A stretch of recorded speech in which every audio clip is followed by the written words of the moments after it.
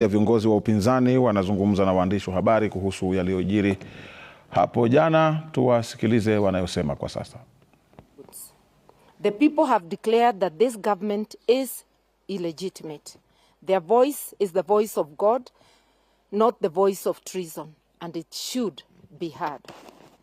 In this moment, we are keenly aware that there may now follow desperate attempts to cling to power. This desperation forces us to mourn and grieve the extrajudicial killings. It forces brothers to turn against each other through the unconstitutional deployment of the Kenya Defence Forces. They are meant to defend us against external threats and enemies. They have now been deployed against the people of Kenya.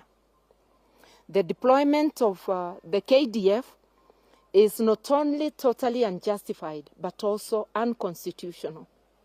The Constitution is very clear, Article 241C. They can only be deployed to quell internal threats with the approval of Parliament, and Parliament has not approved this deployment. To every member of the disciplined forces, we want to remind you that, like every Kenyan, you are citizens of this country, and that at the end of the day, each one of you bear individual responsibility. Accountability is individual, not collective. To our police force, the same. And we are aware that yesterday, it was a section of the police force, not the entire police force, that visited atrocities on Kenyans. We want to remind you once again that the Constitution and the law require you to adhere strictly to both documents when you are exercising the power donated by the people, and that you will account individually. This is your country. Kenyans are your brothers and sisters. Be their keeper, not their executioner. Yesterday, sadly, the conscience of the nation was scarred when a young man was shot by a sniper in the head and his brain matter thrown around the gate of Parliament. This young man, we are told, was the brother of a police officer.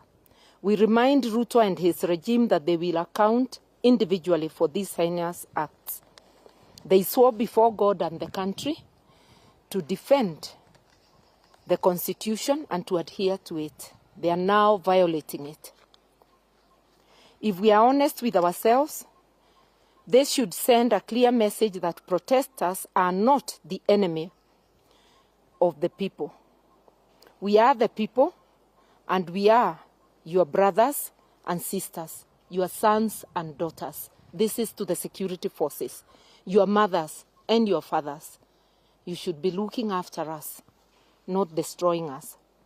The only critical infrastructure that is under threat is the Constitution of the Republic of Kenya, because of the manner in which, the contempt in which the Ruto regime appear to hold this sacred document. To the young people who have made a difference by standing up against tyranny and oppression, we know you are drained and even sad. We know you are exhausted. We pray that your spirit should not be broken, because in history, when people stand together, they have never been defeated, not even by the force of the guns.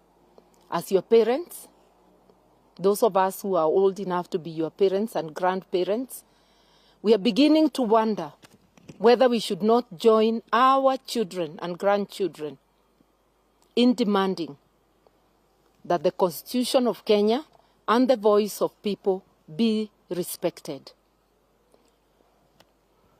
We give our condolences to the families who lost loved ones, and to those whose loved ones are now nursing injuries. Our prayers are with them, and as Kenyans, we'll stand with them in whatever way we can. To our brave medics, who even at the risk of losing their lives went out to assist the injured. We salute you and we tell you that you are our heroes. Huyu ni Martha Karua, mmoja